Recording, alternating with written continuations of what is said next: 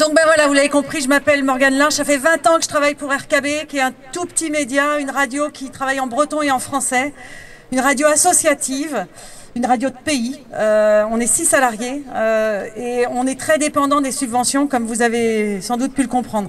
Alors je travaille sur d'autres médias parce que je suis à 80% à RKB et puis que j'ai un peu plus de temps libre, sur des sujets au long cours, patiemment, très patiemment, parce que je suis très lente à travailler en vérité. Mon métier, c'est de parler aux gens, c'est de parler à tous les gens. Le jour où j'arriverai plus à parler à tous les gens, je ne pourrai plus faire mon métier. Je vais essayer d'être assez, comment on va dire, précise pour vous faire un peu la chronologie des faits, pour que vous puissiez vous rendre compte comment ça intervient. En 2010, sur RKB, nous donnons la parole aux opposants au projet de porcherie de Trébrivant, 880 truies, 880 maires. Les porteurs de projet, on les a contactés, on leur a proposé de prendre la parole. Ils n'ont pas voulu s'exprimer. Donc, on donnait la parole aux opposants. Pendant l'émission en direct, le maire de la commune a téléphoné pour nous dire « Je suis en train d'écouter la radio, votre subvention, c'est terminé ».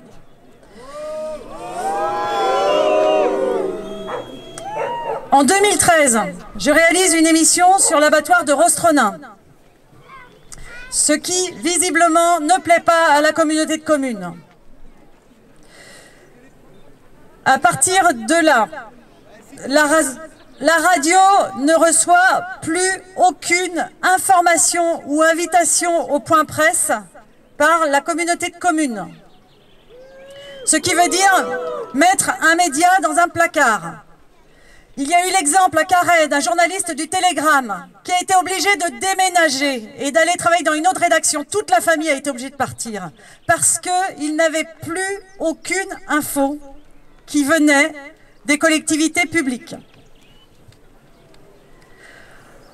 En 2017, je témoigne au micro d'Inès Léraud, la courageuse journaliste auteure de la BD Algues vertes, l'histoire interdite.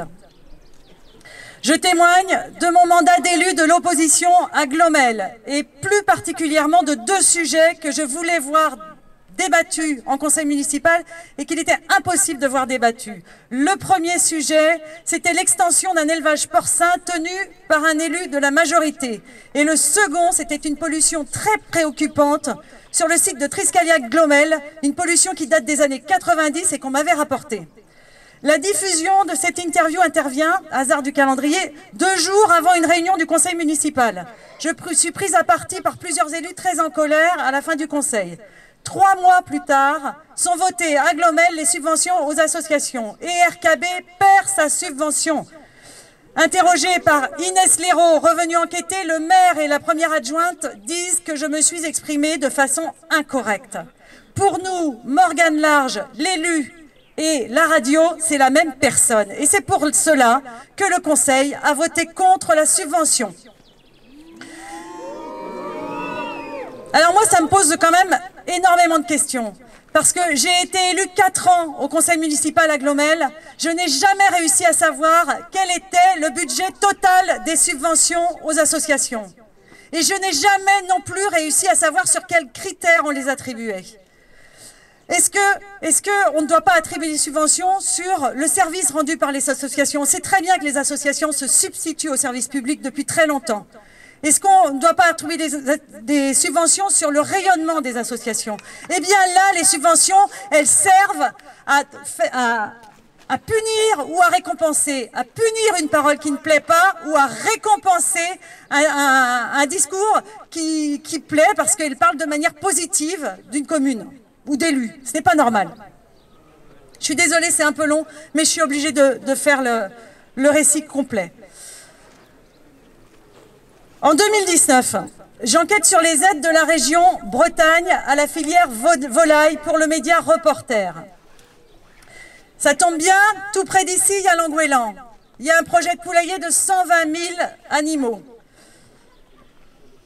J'enquête sur la politique de la région parce que la politique de la région en matière agricole attribue des subventions à ces poulaillers, à ces constructions de nouveaux poulaillers, à hauteur de 50 000 €. C'est parfois plus quand ce sont des jeunes agriculteurs. Je lis les 295 courriers déposés pour l'enquête publique.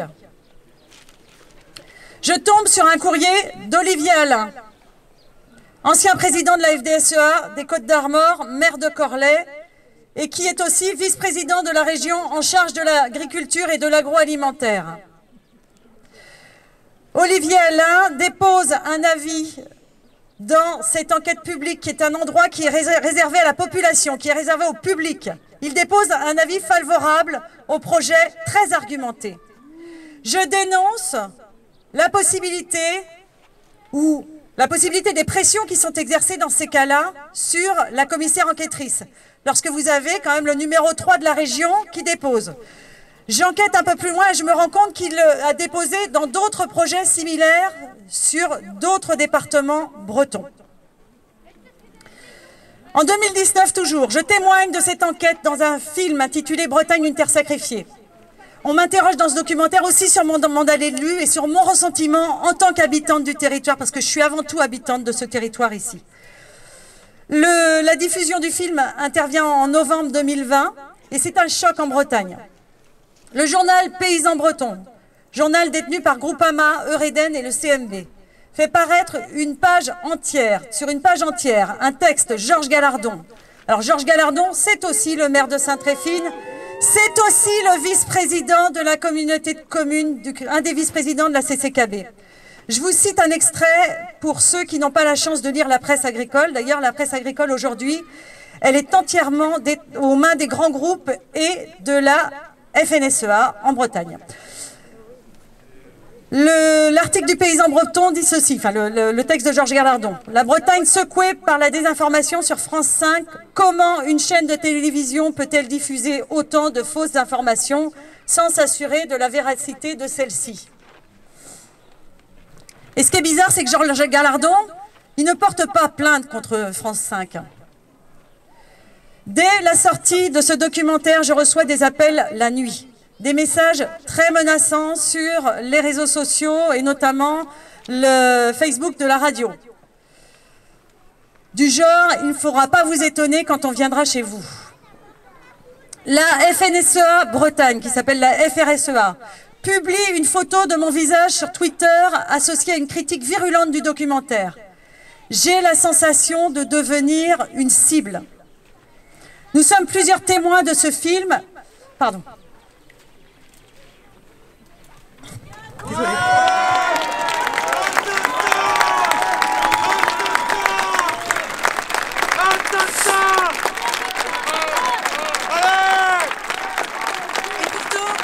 Je suis la seule qui sera inquiétée, alors qu'on est plusieurs témoins. Pourquoi je suis la seule qui sera inquiétée? Ensuite, les portes des locaux de la radio sont forcées. Et mes animaux sont mis volontairement en divagation en ouvrant les entrées de mes champs. En janvier 2021, ma chienne tombe très malade à la suite d'une intoxication. Est-ce un empoisonnement? Je penche de plus en plus pour cette possibilité. En février, je commence une nouvelle enquête. Je me rapproche d'une coopérative pour solliciter une interview. Le responsable du secteur qui m'intéresse me répond « Mais je ne vous ai pas commandé d'article. Je ne vous ai rien demandé. » Je lui rappelle que c'est un peu la règle pour nous d'aller où on ne nous demande pas d'aller. Mais il ne veut vraiment pas de cette interview. En désespoir de cause, je lui dis « Ce n'est pas grave. Je dirai que vous avez été sollicité et que vous n'avez pas souhaité vous exprimer. » Et là, il me dit « Mais là, vous me manipulez. » Je lui dis « Non. » Et il me dit « Mais si vous faites ça, je porte plainte contre vous. » Je lui dis « Bien, dans ce cas, je dirais que vous n'avez pas voulu répondre à mes questions à moi. » Et là, il me dit « Si notre nom apparaît, je vous promets que vous aurez des ennuis. »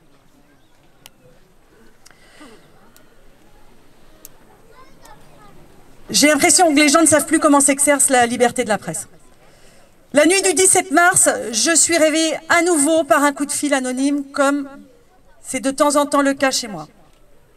La nuit du 26 mars, je suis réveillée par ma chienne qui aboie. Je me lève, je la sors, elle part comme une furée vers la voiture. Je la rappelle, elle rentre, je me recouche, j'entends une musique dehors. que j'identifie comme étant la sonnerie d'un téléphone portable. Je pense que c'est le téléphone d'un des enfants que j'ai mal situé. Je leur demande le lendemain, aucun des deux n'a de trace d'appel.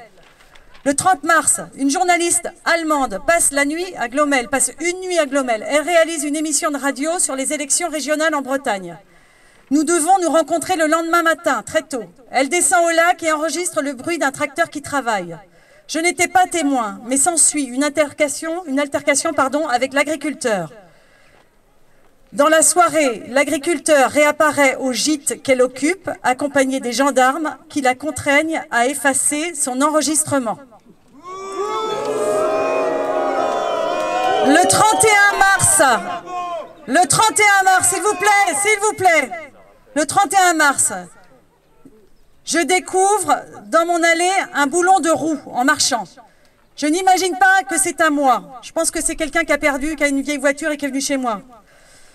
Mais quand je m'approche de ma voiture, je vois qu'il en manque 2 sur ma roue arrière. Je pense à la nuit agitée quelques jours plus tôt. Mais je doute. Jusqu'à ce que mon voisin me dise que samedi matin, il faisait du vélo et que tout près de chez moi, il a trouvé lui aussi un boulon de ma roue. Ça veut dire que j'ai roulé 4 jours comme ça. J'ai roulé peut-être 250 km. J'ai roulé sur la 4 voies, j'ai roulé à 110 km/h, j'ai roulé avec mes enfants dans la voiture. J'ai depuis énormément réfléchi à ce geste. Et ce qui me désespère le plus, c'est qu'en 4 jours, j'aurais aimé que les auteurs de cet acte en mesurent la gravité. Ils mesurent les conséquences possibles sur ma famille, qu'ils reviennent à la raison et qu'ils me préviennent, même de manière anonyme, de ne pas me servir de ma voiture. Mais non, rien. On en est là, sur un territoire en souffrance. Et pourtant, nous avons alerté, nous les journalistes bretons, de ces menaces. Mais il n'y a pas eu de réaction à la mesure du problème, la preuve. Nous avons besoin d'une réponse forte de la part des politiques qui ne doivent pas se défausser sur le courage de quelques journalistes, et je pense à Inès Léraud, mais aussi à d'autres, pour rappeler à la raison des grands groupes. La vérité, c'est que tout le monde a peur de parler, car tout le monde a peur des représailles. La vérité, c'est qu'aujourd'hui, les gens me contactent et me demandent d'enquêter. La vérité, c'est qu'il faut désamorcer la peur et que les gens se parlent. Ce qui s'est passé chez moi concerne tout le monde, et pas seulement la sphère du journalisme, et pas seulement le monde agricole. Même si cette affaire est médiatique, elle n'en reste pas moins, à titre personnel, extrêmement violente. Faire du journalisme, c'est susciter des débats sur des problématiques qui traversent la société. Être interpellé, c'est normal, je l'accepte. Et c'est même plutôt la preuve que l'on touche le cœur des sujets. Mais subir des attaques graves chez soi pour faire peur, c'est inadmissible. Ce n'est pas en ne parlant pas des problèmes qu'on les élimine. Ce n'est pas parce qu'on en parle qu'on doit être accusé de les créer. À ceux qui trouvent que j'abîme la carte postale de la Bretagne, je m'excuse. Mais je ne m'excuserai pas d'aimer mon pays et de souffrir de le voir tant changer. À RKB, qui a plein de problèmes à cause de moi et à mes collègues, je m'excuse. Mais je ne m'excuserai pas d'aimer mon métier. Aux gens du coin qui me connaissent, je dirais, jugez par vous-même de la menace que je représente. Il neige maintenant. À Inès Léraud, je dirais merci de nous avoir redonné espoir. Je dirais aussi merci aux syndicats pour leur travail indispensable et leur courage face aux pressions. Merci à Reporters sans frontières de m'aider dans le dépôt de ma plainte. Merci à Kelawi, merci à RKB, merci à tous. L'information, c'est un bien commun. Je suis désolée, c'est long, mais voilà. L'information, c'est un bien commun au même titre que le paysage, les rivières, l'air, la langue bretonne, la culture, la musique, les truites sauvages, les hirondelles qui sont arrivées ces jours-ci. Toutes ces choses qui sont vitales pour moi et dont le monde économique veut nous faire croire qu'elles ne servent à rien. Je vais terminer avec un poème d'Angela Duval, parce que la poésie aussi, c'est un bien commun et c'est important. Angela Duval, c'est la poétesse bretonne du Trégor qui était aussi agricultrice. Et je trouve que dans son poème, elle exprime son rapport charnel à la terre et à la nature, et je me retrouve dans ces mots. Je suis désolée, j'ai pas le talent de Catel pour dire les poèmes. Catel qui sème des graines de poésie partout dans Rostronin. J'ai vu qu'il y avait des fleurs qui poussaient sur les trottoirs de la rue Olivier Perrin. Je suis persuadée que c'est parce que Catel est là. Barzonégou Nose, Barzonégou Days. Donc poème de nuit, poème de jour. Si j'écris à l'ombre... Pardon, je reprends. Si j'écris à l'ombre de ma lampe, des vers maladroits et creux, avec ce petit outil mal assuré dans ma main lasse, si j'écris le soir au dos d'enveloppe des poèmes humbles, Camelot, où l'on ne trouve que des fleurs sauvages et quelques miettes d'amour, car tout cela, je le fais pour ceux que j'aime. Mais j'écris, moi, d'autres poèmes, et ce n'est pas à l'ombre de ma lampe, mais à la lumière du soleil. Ce n'est pas au dos d'enveloppe, mais sur la poitrine nue de celui que j'aime, sur la poitrine nue du pays que j'aime. Ce n'est pas avec un outil que j'écris, mais avec des instruments d'acier. Je ne parle pas de lance ou d'épée. Mes instruments sont de paix et de culture. Je n'écris pas des vers de 12 pieds en comptant sur mes doigts, mais de 12 fois 12 enjambées et plus. Mes vers, je les écris avec l'acier tranchant de ma faux, andin après andin dans les cheveux blonds de mon pays. Le soleil en fait des poèmes aromatiques que mes vaches ruminent pendant les nuits d'hiver. Mes vers, je les écris avec le soc de la charrue dans la chair vivante de ma Bretagne. Sillon après sillon, j'y dissimule des graines d'or. Le printemps en fera des poèmes. Mer d'émeraude ondulant dans la brise. L'été en fera des étangs d'épis. Le vent d'août les mettra en musique et le cœur de la batteuse me chantera les journées ardentes du 8e mois. Les journées de peine, de poussière et de sueur. Mes poèmes sacrés et méprisés. Merci.